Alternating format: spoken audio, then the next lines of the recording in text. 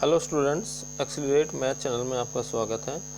आज हम कक्षा 9th की मैथ की वर्कशीट करेंगे 65 और तारीख है 9 दिसंबर 2020। आज से बच्चों पुनरावृत्ति स्टार्ट हो रही है और उसमें सबसे पहला चैप्टर है आपका संख्या पत्ती।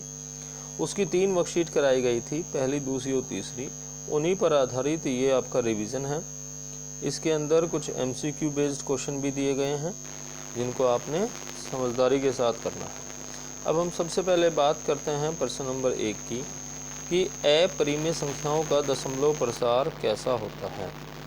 तो बच्चों, इसके लिए आपको परिमेय और अपरिमेय संख्याओं के दशमलव प्रसार के बारे में जानकारी होनी चाहिए।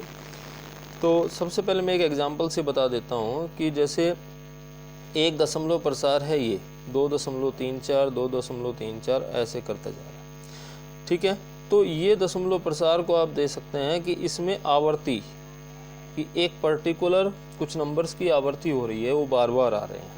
तो अपरिमेय में आवर्ती नहीं होती है, तो इसका मतलब उसका एक गुण तो हो गया अनावर्ती। ठीक है बच्चों, उसमें रिपीट नहीं होता। और अनावर्ती के साथ साथ हमें एक चीज़ और भी समझनी है कि वो अनवसानी होती है, वो अशांत होता है। ठीक है, जैसे मान लीजिए अगर मैं एक एग्जांपल लूँ 2.01 इस तरह से। अब इसके अंदर कुछ आवर्ती भी नहीं है किसी पर्टिकुलर सेम नंबर की, यहाँ 01 है तो यहाँ 001 है, और ये नंबर ख़त्म भी नहीं हो रहा है। तो इसका मतलब ये एक अपरिमेय संख्या का उदाहरण है। तो इसका आंसर होगा अनवसानी अनावर्ती। तो दशमलव प्रसार जो है परिमेय संख्याओं का अनवसानी अनावर्ती होता है। ठीक है, वर्कशीट का नीचे जो सॉल्यूशन दिया गया है उसमें भी इस बात को बहुत अच्छे से समझाया गया है, आप देख सकते हैं। एक उदाहरण से समझाया गया है कि भाई अपरिमेय संख्याओं का दशमलव प्रसार अनवसानी अनावर्ती होता है, और ये उसका उदाहरण है। इसमें समान संख्याएं, समान अंक रिपीट नहीं होते हैं, और ये संख्या कभी भी ख़त्म नहीं होती, ये लगातार चलती रहती है अनंत तक। ठीक है बच्चों, पहला प्रश्न आपको समझ आ गया होगा। अब हम बात करेंगे आज के प्रश्न नंबर 2 की। प्रश्न नंबर 2 में क्या कहा गया है कि दो परिमेय संख्याओं के बीच कितनी परिमेय संख्याएं होती हैं। तो अब बच्चों, इसका जो सही उत्तर है वो क्या होगा, वो होगा अपरिमित। अपरिमित मतलब जिनको आप बता नहीं सकते। जैसे मान लीजिए मैं एग्जांपल लूँ, एक संख्या 2 है, एक 3 है। अब मुझे इनके बीच की संख्याएं बतानी है, कितनी आ सकती हैं जो परिमेय होंगी।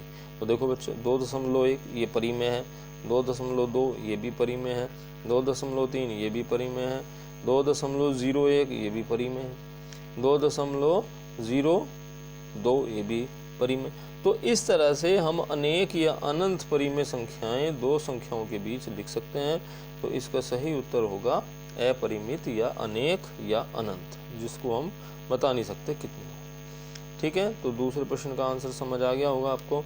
अब इसी तरह अब हम प्रश्न नंबर किस पे चल रहे हैं बच्चों, 3 पर। 22/7 का दशमलव रूप क्या होगा। तो इसके लिए बच्चों आपको भाग करना होगा। तो वर्कशीट के सॉल्यूशन में आप देख सकते हैं कि भाई भाग करके ही हम इसके दशमलव रूप के बारे में बता सकते हैं कि ये कैसा होगा। ये था आपका 22/7 का दशमलव रूप। तो आप क्या करेंगे, 7 से 22 को भाग करेंगे। जब आप भाग करेंगे तो आप ये देखेंगे कि भाई इसमें ये जो टर्म्स हैं 142,857 ये अब रिपीट हो रही हैं। एक 7 के बाद फिर दोबारा 1 आ जाएगा। ठीक है, तो इसका मतलब है कि इसका जो दशमलव रूप है वो ये होगा। तो आपका जो ऑप्शंस हैं उनमें से ये आंसर करेक्ट है। तो आप इसमें देख सकते हैं, इसमें भाग करते करते लास्ट में आपका एक शेषफल आ गया था, और यहाँ इस स्टेप में भी एक था।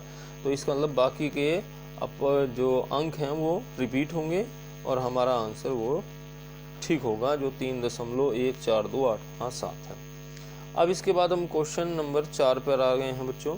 क्वेश्चन नंबर 4 में क्या कहा गया है, 0.111 तो इनफाइनाइट यानी अनंत तक ये चलता जा रहा है। इसको p/q रूप में मत लो, यानी इसका परिमेय रूप बताओ भिन्न वाला।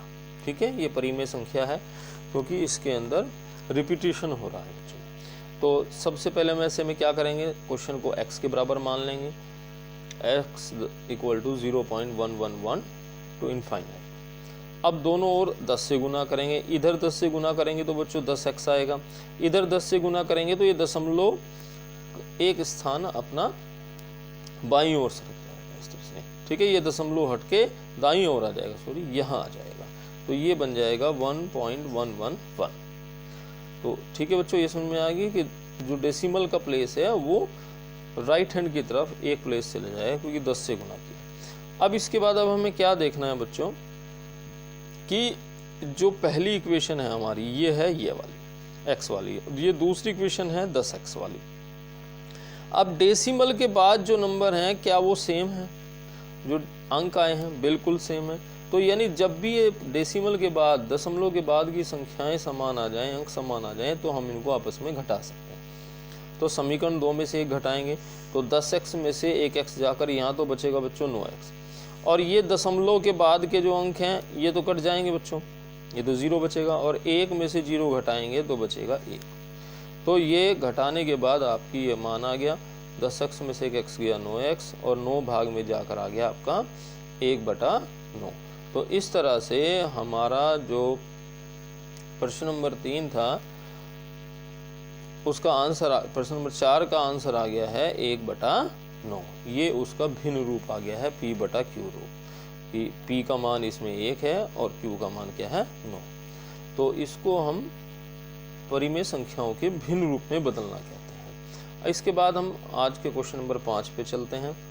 बिल्कुल 5 भी इसी टाइप का क्वेश्चन है, उसमें भी क्या कहा गया है 0.32 बार। बार यहाँ पर केवल 2 के ऊपर है बच्चों, तो इसका मतलब जिसके ऊपर होता है बार, ये जो निशान है ये बार कहलाता है, वो रिपीट होती है बार बार। तो यहाँ पर इसको हम लिखेंगे तो 0.322222 टू इनफाइनाइट, यानी अनंत तक हम इसको लिख सकते हैं। कितनी भी बार लिखें वो एक ही बात है, ठीक है। अब हमने पहले 10 से गुना करी बच्चों, 10 से गुना करी तो दशमलव क्या हुआ, ये एक प्लेस यहाँ आ गया तो ये बन गया 3.222। अब आप यहाँ पर एक चीज़ देखिए कि दशमलव के बाद के जो प्लेस हैं इसमें अभी एक जैसे नहीं है, इसमें दशमलव के बाद 2 रिपीट हो रहा है, उसमें 3 इसका मतलब अभी हमें एक बार और 10 से गुना करना। तो अब हमने इसमें 10 से गुना और करी तो ये हो गया 100x, और इधर दशमलव आपका जो सरक के कहाँ आ गया, अब ये यहाँ आ गया दशमलव, ठीक है। ये 10 से 10 गुना करी, ये तो 100x आ गया यहाँ पे, और दशमलव आ गया यहाँ पर, तो ये बन गया 32.222। 2 यहाँ पर कितनी बार भी आप लिख सकते हैं, उसके कोई प्रॉब्लम नहीं। अब आप ये देखिए कि कौन सी 3 इक्वेशंस में से 2 इक्वेशन में दशमलव के बाद के मान समान हैं। हमारे पास 3 इक्वेशन आ गई हैं, तो अब आप देख सकते हैं कि ये जो बाद की 2 इक्वेशन हैं, इक्वेशन 2 और इक्वेशन 3, इसमें दशमलव के बाद बिल्कुल सेम अंक आ रहे हैं, यानी इनको हम आपस में घटा सकते हैं। तो इधर 100x में से 10x घटाओगे तो बच्चों यहाँ बचेगा 90x, और इधर दशमलव के बाद के तो अंक कट जाएंगे ही, घटाने पर 0 आ जाएगा इनको। तो 32 में से 3 घटाएंगे जब आप, ये 32 और ये 3, तो यहाँ बच जाएगा 29 बच्चों। तो अब आपका आंसर आ जाएगा x इक्वल टू 29/90। तो ये इसका परिमेय रूप हो गया p/q रूप, ठीक है। तो ये क्वेश्चन भी आपको समझ आ गया होगा, क्वेश्चन नंबर 5। अब उसके बाद हम चल रहे हैं क्वेश्चन नंबर 6 पर। इसमें क्या कहा गया है बच्चों कि निम्न संख्याओं को परिमेय और अपरिमेय में अलग अलग कीजिए। तो अब आप देख सकते हैं परिमेय संख्या वो है जो पूर्णांक हो, होल नंबर हो, ये सब परिमेय है, क्योंकि 88 को 88/1 लिखा जा सकता है, ये परिमेय रूप होता है। इस दशमलव वाली संख्या में ये अंक रिपीट हो रहे, अगर आवर्ती होती है तो वो परिमेय संख्या का ही रूप होता है दशमलव। तो ये देखिए, ये इतनी संख्याएं, इतने अंक रिपीट हो रहे एक पर्टिकुलर इंटरवल के बाद। तो ये 2 उदाहरण तो परिमेय संख्याओं के। अब बात करते हैं अपरिमेय की। तो ये वर्गमूल से बाहर नहीं आ सकती संख्या, तो ये अपरिमेय हुआ। ये इसके अंदर भी वर्गमूल ऐसा है जो हटाया नहीं जा सकता, ये अपरिमेय हुआ। ये भी अपरिमेय हुआ। वर्गमूल 2 भी अपरिमेय हो गया, क्योंकि इनसे वर्गमूल हट नहीं सकता, और परिमेय संख्या में वर्गमूल आता नहीं है। और ये संख्या देखिए, ये संख्या तो परिमेय हो ही गई थी, ठीक है। अब पहली वाला जो ये क्वेश्चन था, इसमें 3, 4, 9, 2, 7 दशमलव के बाद ये आ रहा कि जो क्या हो रहा बच्चों, रिपीट नहीं हो रहा, ठीक है, और इनफाइनाइट तक जा रहा है, यानी ये अनवसानी अनावर्ती का ही एग्जाम्पल है। तो ये भी हमारा अपरिमेय संख्या का उदाहरण है। तो इस तरह से हम उनको अगला कर देंगे। ठीक है, अब इसके बाद हम क्वेश्चन नंबर 7 पे आ गए हैं। अब क्वेश्चन नंबर 7 में भी आपने क्या करना है बच्चों, बिल्कुल पहले की तरह है 0.06 को p बटा के रूप में दर्शाना है। पहले x के बराबर मान लिया हमने इसको, फिर 6 के ऊपर ये बार है देखो, तो ये इसका मतलब 6 रिपीट होता जाएगा। कितनी भी बार लिख सकते हैं आप, 4 बार 5 बार जितना आप लिखना चाहें। अब आप क्या करेंगे, क्योंकि देखिए दशमलव को इस 6 के बाद लाने के लिए यहाँ पे अगर मैं लाना चाहता हूँ दशमलव, तो 100 से गुना करनी पड़ेगी, 2 अंक इसको इधर सरकाना होगा दाईं ओर। तो इसलिए अब हम 10 से गुना ना करके किससे गुना करेंगे स्टार्टिंग में, 100 से। तो इधर तो हो गया 100x यानी 100x, और ये दशमलव बच्चा यहाँ आ गया, तो ये आ जाएगा 6.666। तो 2 स्थान सरक जाएगा 100 से गुना करने पर। ये बन गई समीकरण 2 आपकी। अब इसके बाद अगर आप दोबारा से 10 से गुना कर दें, अब 100 से गुना करने की जरूरत नहीं, तो 100 और 10 की गुना कितनी हो जाएगी, 1000। इधर तो 1000x आएगा, और दशमलव 1 प्लेस और सरक जाएगा, तो ये 66.666 आ जाएगा। कुछ बच्चों को ये डाउट होता होगा कि जी यहाँ तो 3 बार 6 था, 4 बार, मतलब 4 बार टोटल 6 था, अब आपने 5 बार। तो ये बच्चों यहाँ भी एक्स्ट्रा 6 लिखा जा सकता है, आप कितने भी 6 आप इसके बाद लिख सकते हैं दशमलव के बाद, अगर वो रिपीट हो रहे हैं। ठीक है, तो उसमें कुछ सोचने की घबराने की जरूरत नहीं है। तो अब आपने क्या करा, इनकी गुना कर दी बच्चों। ठीक है, तो गुना करने के बाद अब आप देखिए कि समीकरण 2 और 3 इनमें दशमलव के बाद समान अंक हैं, तो इनको आपस में घटाया जा सकता है। तो 1000 में से किसको घटाओगे आप, 100 को घटाओगे, तो कितना बचेगा बच्चों, 900x। ठीक है, और ये दशमलव के बाद के अंक तो आपस में से घट के 0 आएगा, तो 66 में से 6 घटाओगे तो हो जाएगा 60, और हमें x का मान निकालना है, तो ये 900 इसके भाग में जाएगा बच्चों 60 के, और 0 से 0 काट के 3 से काटते हुए इसका आंसर आ जाएगा आपका 2/30। तो इसका मतलब है इसका जो भिन्न रूप है आपका क्या है, 2/30 है। ठीक है बच्चों, तो ये आपको ये पार्ट समझ आ गया होगा।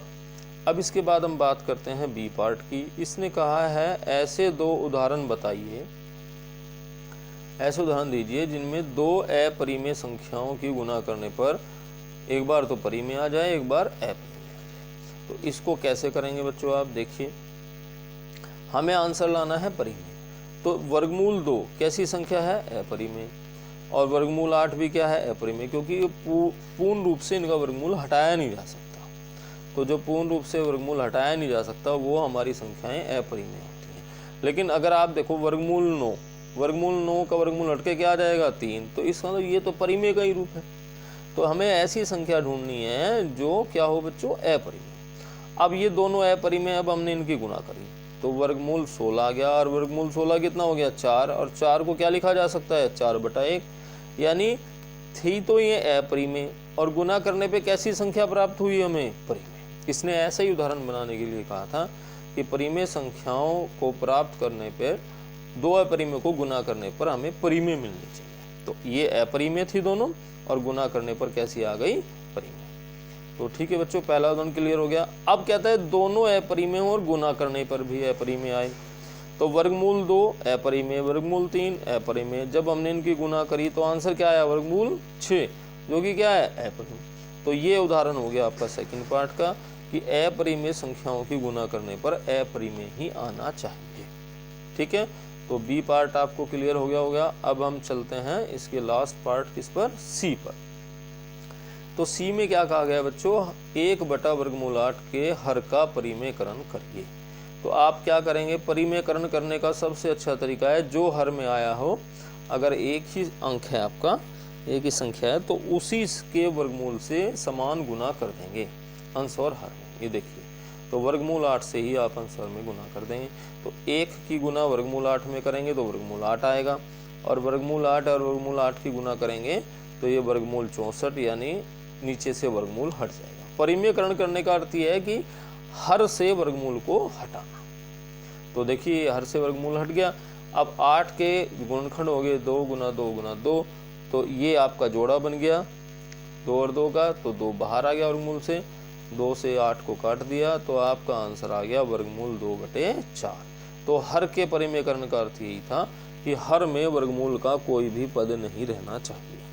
तो वर्गमूल नीचे से हट गया है और इस प्रकार से हर का परिमेयकरण हो गया है।